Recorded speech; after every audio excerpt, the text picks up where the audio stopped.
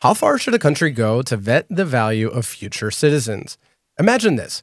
You've been living in Denmark for at least 9 years, you've completed the lengthy process for Danish citizenship, then you're summoned to Copenhagen to meet with members of parliament, and they want to interview you so they can determine your democratic mindset.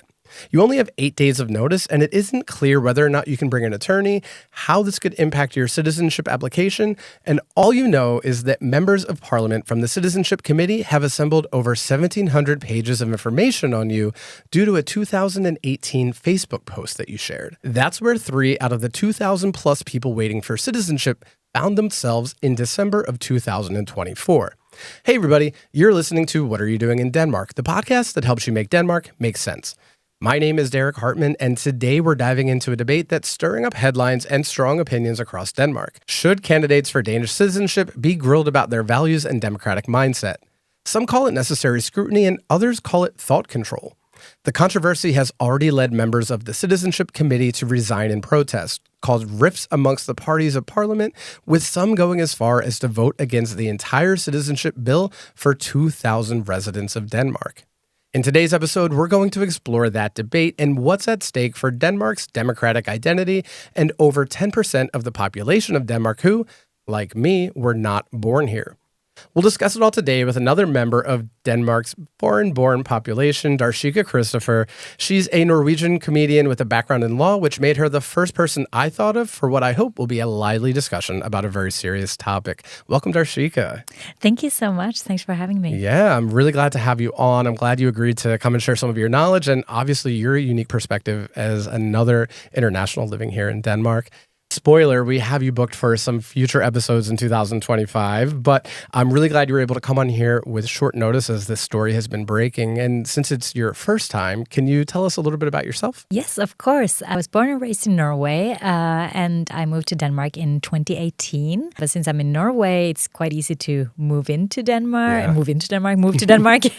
and also quite easy to learn the language. So I do speak Danish, but I am a foreigner as well and lived here for 6 years, and I love performing. So I perform stand-up. And English, Danish, whichever language you like. You just catch me somewhere.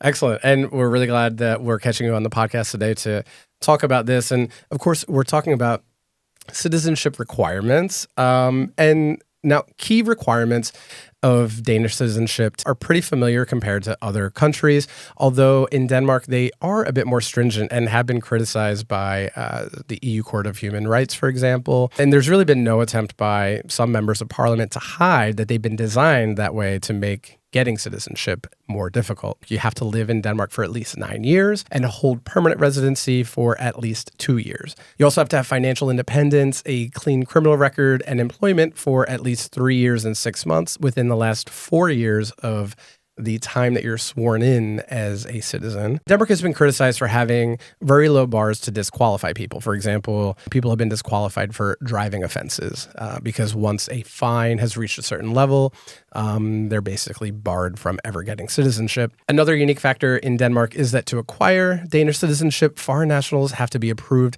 by a naturalization bill. It's a bit different because it's actually a legal bill that is passed through parliament. So this is a major difference compared to peer nations because it's directly overseen by members of parliament and not run through a civil service agency. And we'll talk about that more in today's episode. One thing in Denmark that's pretty common, you do have to pass a language test, of course, but also a citizenship test. And the one in Denmark is based on society, culture, history, and there's then a naturalization ceremony. But I thought it could be fun if we quiz you on a couple of the questions. Yes. And we'll talk about another aspect of this that is even a bit unique in Denmark. So, but one of the first questions, in what sector did most Danish people work in around the year 1850? Ooh. Would that be A, industry, B, fishing, or C, agriculture? I was first thinking about fishing, but I don't know if the coastline is long enough. Industry, maybe, but 1850, I would maybe guess agriculture. Yeah, that's correct. Yeah.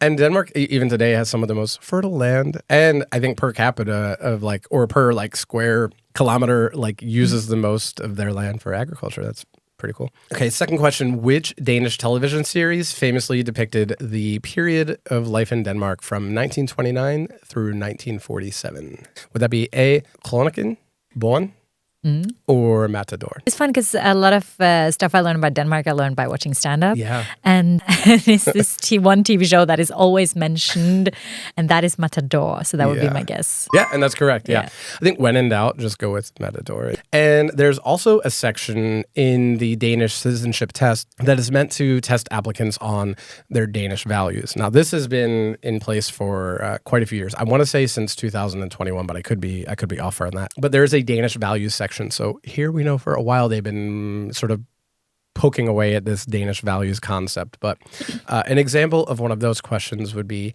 do Danish laws allow a parent to decide whether meat served at a preschool comes from a ritually slaughtered animal? Yes or no? That is... it's like poking right at something. What is this really about? Yeah, very indirect. Do you like your meat halal? It's very, Wow, you think that's what... I can't believe what they might be after. Yeah. Not 100% sure. If they're... Oh, that's a good... I have no idea. I would guess no. Yeah, it's no. Which is, I mean, again, it's similar, but it just seems like, and we'll talk about it more, but it just seems like there's so many examples of like, just say what you're trying to say. Yeah, just say you're Islamophobic. That would be so much easier for everyone. Yeah. Right? Like, we know who that would really apply to, and it's not vegans. So, well, you passed. So that's wonderful. So let's say you did meet all these requirements. Your application would be processed and then brought up to Parliament for voting. And you probably would because you've been here quite a while. It has actually slightly easier rules for people from Norway. So that's nice. I think so as well. But my income situation is maybe not the best. Okay. Well, okay. But let's just say you did meet all these. Let's just say my parents would be happy and I would actually have an income. Yeah. Let's say you meet all the requirements and including the test, which you would have just passed out of. I've actually tried the test, and the questions are like, "Who is Casey?" Like, the questions are so like pop cultural questions. It's a lot of it really does feel like a pub quiz. I mean, I joked about Matador being a pub quiz answer, but a lot of the questions almost seem like pub quiz. Yeah, honestly, go to pub quizzes in Denmark if you want to do the citizenship test, because I think you would learn everything. I've heard some of these on there. So the process has also been criticized recently for how long that process takes. It's been, I think, up to 21 months for the processing, like literally just to get your name on this piece of legislation. That is so long. It's kind of crazy. Yeah, it's almost 2 years. Yeah, it's crazy. Right. Yeah, on top of 9 years, 2 years of 2 years of permanent residency, a 21-month waiting process is a bit crazy. But then once it is processed, you would go to Parliament for voting. It's usually just a formality. It occurs twice per year, but there's been some, I guess, there's been some fuckery recently in this most recent round of applications that took place in December of 2024. There were 3 applicants for Danish citizenship that were summoned for these personal interviews, like we teased about in the intro, in front of the Citizenship Committee. And this breaks from normal procedure. They've never done these sort of in-person interviews before. It's already a bit odd, in my opinion, that it has to be approved by Parliament rather than through like the civil service, you know? Yeah, civil service or a civil agency. A civil agency or Ministry of Immigration. Well, I think different countries would call it different things, but it just seems like you have a pretty, if it's a straightforward process, why are members of Parliament? I mean, I couldn't imagine being in the U.S., for example, right? And being told, oh, you need to go to Washington later this week and meet with Senator Bernie Sanders to discuss your democratic values. I'd be like, what? Well, if you would choose a politician, American politician, maybe that would be the one. That would be the one. Okay, but if it was Ted Cruz, I'd maybe be like, night talk. But but whatever may be the case, I would find it. Mike Pence, right? Like, I think he's retired from politics. Yeah, I think isn't forcibly. He dead? Yeah. But whoever, he was in Congress at one point. Yeah. So let's say Mike Pence wanted to interview somebody for citizenship. Yeah. I'd be like, aren't you busy? Yeah. They have a lot of time maybe at the Danish Parliament. And also, Mike Pence's democratic values might be different. Yeah. From your democratic values, one can say. Yeah. And I mean, and to be, to be quite frank, like even some of the people who have been pushing for this in Denmark, I sort of, I have my own questions about Their values. They've been values. kicked out of different parties before because of extreme Yeah. opinions, and they're now the ones to decide what democratic values are. Yeah, and that's a good tease. So we'll talk about. So of course they were pulled for interviews. The reason why, and before we get into who called for them, which is a perfect segue, they were pulled for these interviews because of past social media posts. Now, one of the three who were pulled made a comment about Danish tolerance toward homosexuality, but it was kind of a throwaway line, like based on the way I read it, where they just said something like Parliament was concerned about a different issue, and they just said, well, you should be more concerned about homosexuality. Okay. The other post, somebody commented on Lars Vilks. He's the Swedish artist who depicted the Prophet Muhammad. It was a bit controversial going back, maybe 15 years now? It was a while back. But when the artist passed away, somebody that was called for an interview posted like, this is good news. Okay.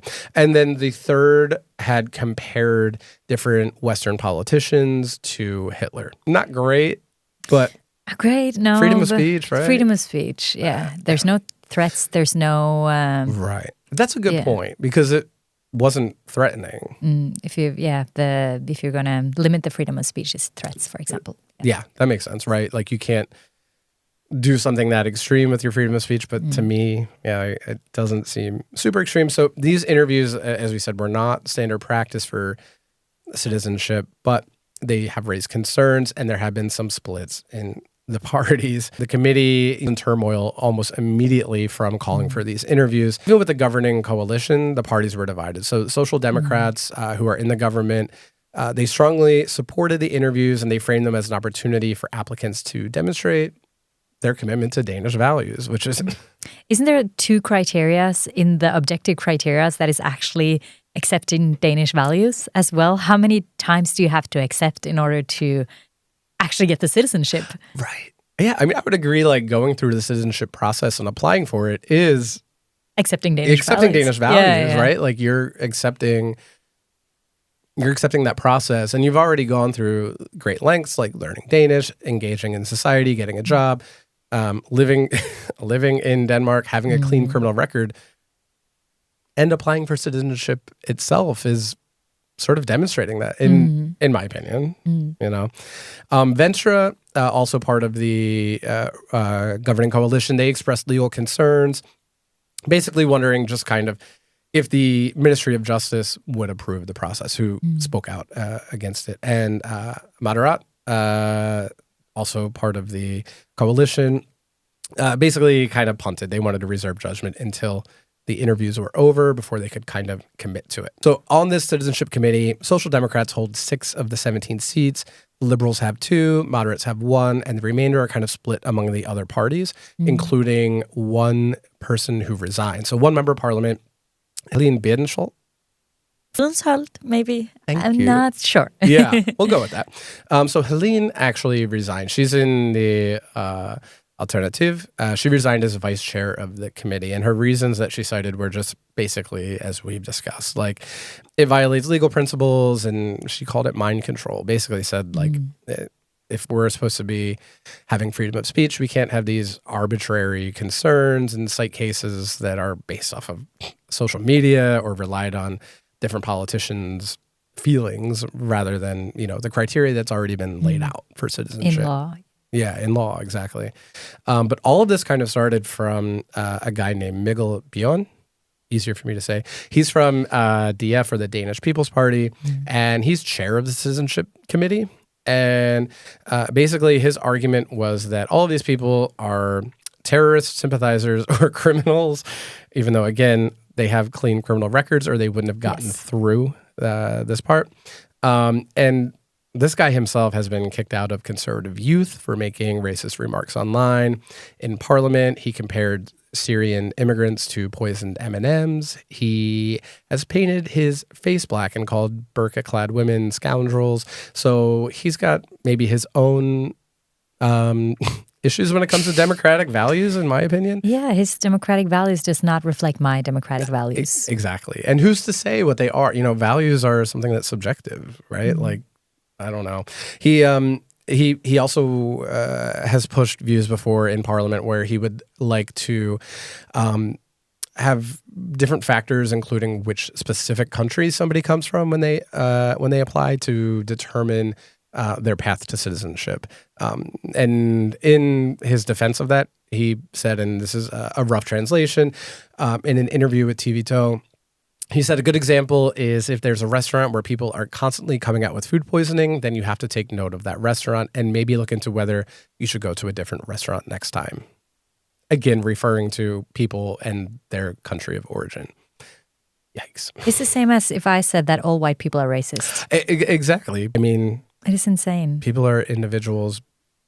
I don't know. My democratic values are that people should not be judged on their nation of origin, their ethnic background, and their religion. Gender, sexuality. Gender, sexuality. I mean, all of these. Yeah, exactly. So the Liberal Alliance Party in October, this is actually before this happened, but they proposed restrictions on citizenship requiring applicants to have, again, the right values, that they believe in fundamental freedoms and democracy. And Alexander Alex Venislav. Yeah, Venislav.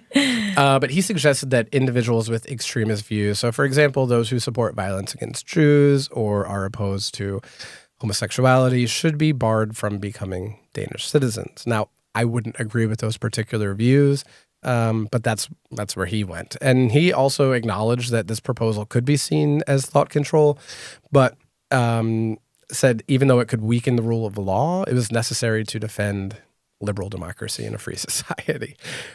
So much irony there. There's so much irony. We're breaking democratic principles in order to ensure them. Yeah, right. I love the Constitution so much that I will violate it to protect it. Yes, that is a very good way of saying that.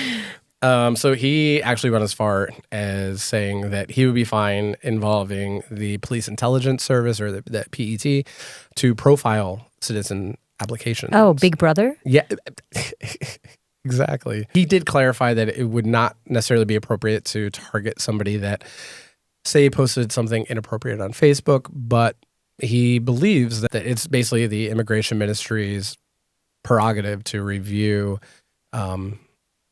people's backgrounds. It is a lot of things to say. I think in this debate, because I don't know if I said that, I have a legal background. I have a law degree from Norway. So when I look at this, I read a little bit about this. I'm not a specialist in immigration law, but there's two things. It's the existence of the criteria and the goodness of the criteria. And I think it's very easy to just go to the goodness of the criteria. Is this fair or not? But the existence of the criteria is quite important because, as you mentioned, which is very rare in Denmark, which we don't have in Norway, for example, is the fact that giving people a citizenship is a law draft that is passed as a bill in the end. Whereas in other countries, it's like single individual decision from each individual. So what they've done, from what I can see, is that they make this law draft as a parliament, and then they say, oh, we have these criteria. Let's add this other one who is not really defined. It's actually voluntarily if you come, but if you don't show up, then it might have an impact on your citizenship application. So they are actually, as a parliament, breaking the rules of how a legal criteria is made in order to ensure democracy. So they are, as you said, trying to protect the Constitution so much that they break it. The thing that makes me sad is the fact that they're passing this as a law, just like, oh, we have some suggestions on what to do, and they are dehumanizing the people who are actually applying for citizenship by putting another criteria which has no predictability and giving that criteria retroactive power. So they say, we're making this criteria in 2024 to accuse you for something you did in 2018. Right. If this was a criminal law, it would not be allowed at all, because then you have the principle of legality. And you can say immigration law is not criminal law, but it has such a big impact on the person that if the parliament is going to put some other criteria, they have to do it through a legal process. Because this debate could have been held if they actually proposed the criteria as a bill. Hey, we have this suggestion of what we should do about democratic mindset. Okay, then we would discuss it. But now they're discussing it, and at the same time, the fate of 3 people are on stake. because they're having this discussion based on these applications. That is in itself, for me, enough to say that this should not exist. This criteria should not exist on the basis of the fact that they didn't use the normal legal process. It shouldn't exist. Because how do you hold the parliament accountable? Right. Because even if you're a minister, if you're a head of state, you can be impeached. But how do you hold the parliament? Yeah, there's no way to do that except going to the European Court of Human Rights. That might take 10 years. Right. And they will say, oh, that's wrong. And then Denmark will say, oh, we don't care. And that's essentially what happened in a recent round of law changes. The requirements were retroactively applied. I believe this had to do with the fact that people were not able to count periods when they were in studies or when they were students. They were not able to use that time to qualify for residency. With the income, Yes, so they weren't able to use that as time of employment. I think previously it was employment or enrolled full-time in schooling, and they were not able to use that time. Because voters are the ones who are actually choosing the parliament. So if they would actually get citizenship, these people may face repercussions. Yes. So it's like, just pushing their own political views in order to maintain power.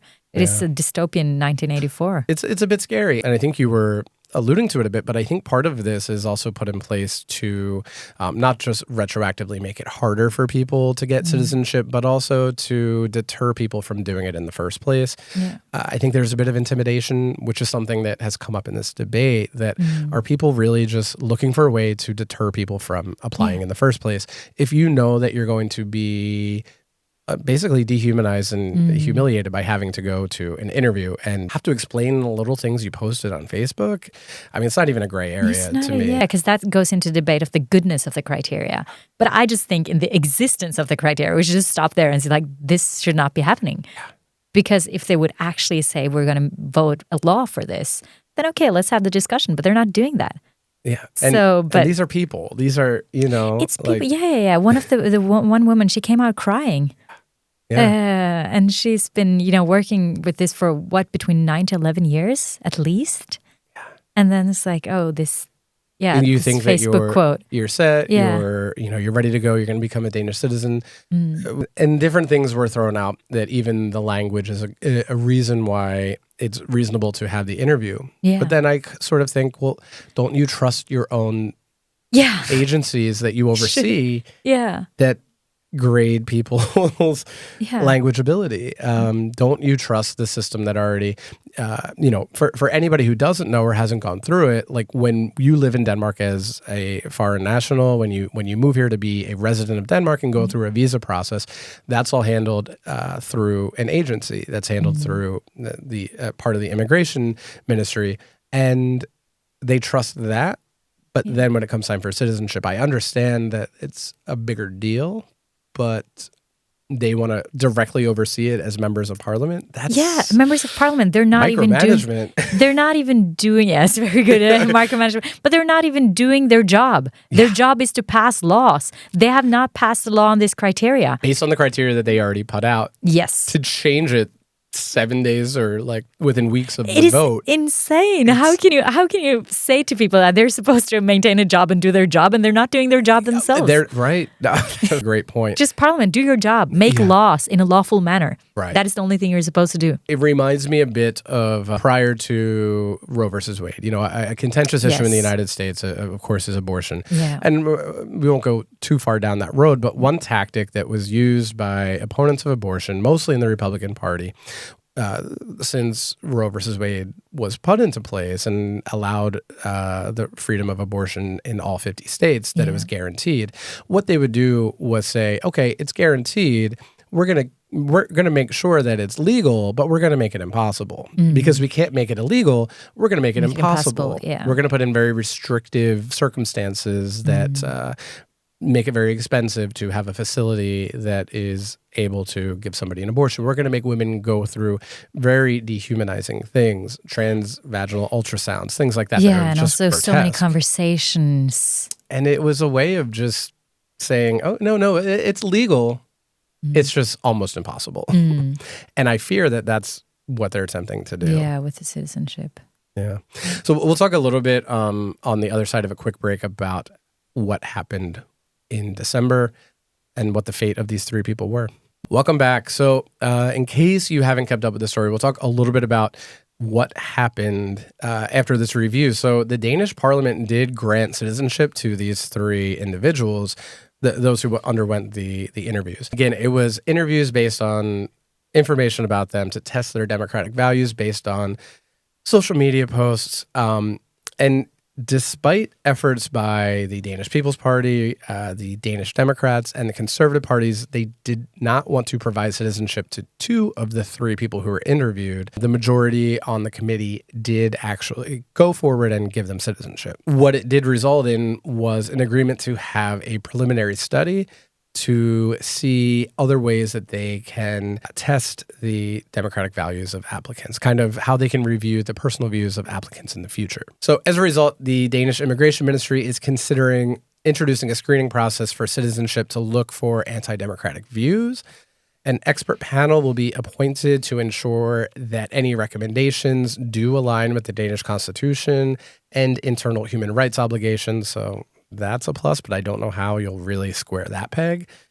And they're also going to assess the cost, resources, and organization of such a screening program. This initiative that they set up should take about a year to present any findings before they can actually have a basis on any future political decisions on the screening process. Liberal Alliance abstained from voting on the bill in general because they wanted to actually have something in place for future applicants before they could go ahead and support this bill. So again, 2,000 people who had gone through all of the hoops of citizenship, in addition to the three people that had questionable Facebook posts, they abstained from voting because they wanted to see something in place before that. But the Conservatives, Danish Democrats, and the DF, the Danish People's Party, all voted against the bill. So they wanted to vote against giving citizenship to over 2,000 people, over three people who had questionable Facebook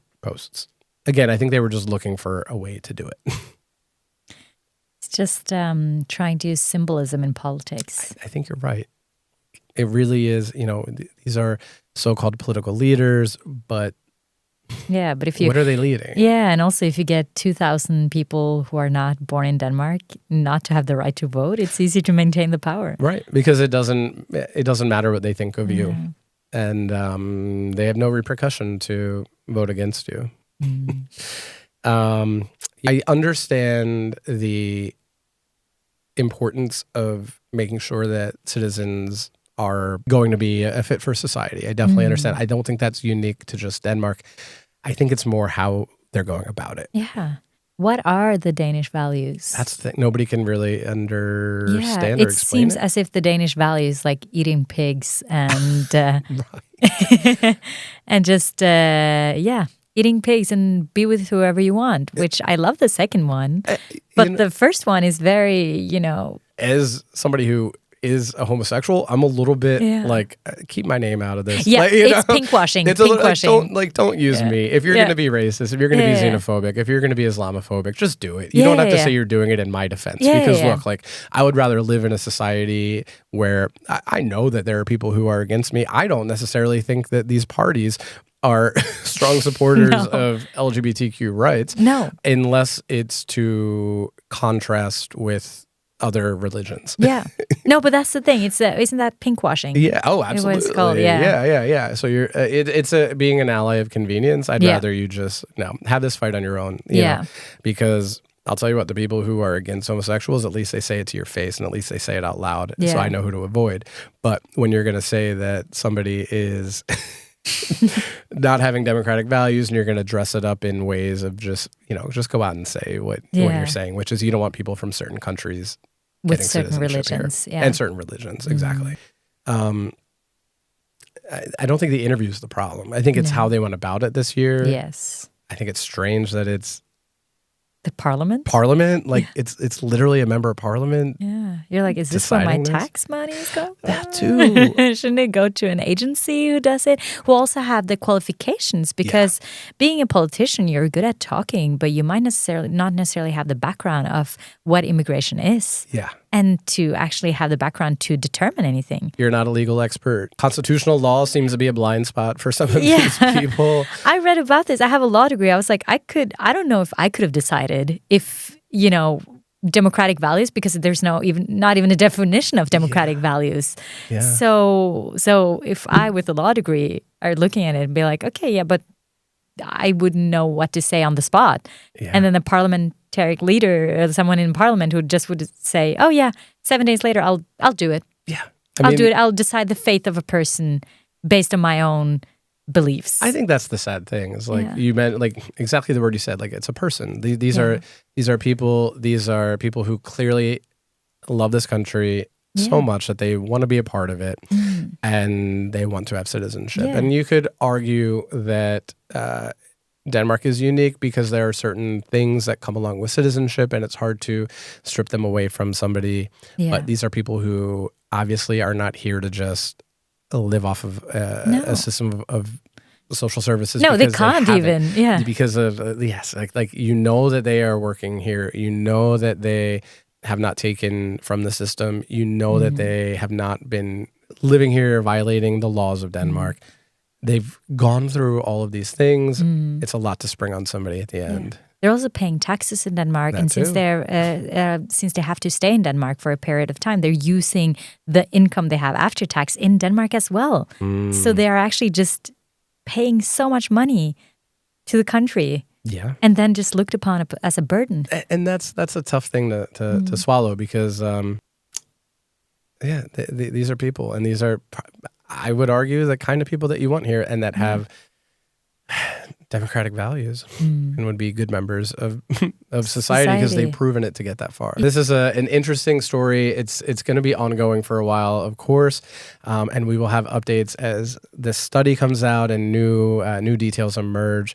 But for now, thank you all for listening and watching. Dharshika, thank you so much for joining the conversation today. Thank you for having me. And before we go, can you tell everybody where they can find you? Of course, we'll put in some links to your social media and other things in the show notes in the description, but where can people find you? 100%. You can find me on Instagram. That's where I'm most active. Dharshika.Christopher. If you can spell it, you get a prize. And I'm actually having a show in Danish on the 2nd of April. Excellent. Yeah, I haven't done that much commercial for it yet, but it will come up on my Instagram. So it's going to be in Danish. So if you want to learn Danish, hear it from a Norwegian. Yeah. My pronunciation is more clear and weirder, but I'm going to make a lot of jokes about being maybe a Norwegian foreigner in Denmark and a lot of other stuff. Yeah, well, watch what you say because Mikkel Bjørn from the Danish People's Party may just follow up with you on that if you ever apply for citizenship. If you pay for a ticket for the show, he's invited as well. Wonderful. I'd love to see him in the audience. Well, I'll be there, and hopefully you all will be too. Thanks for listening and watching again. Hi. Hi.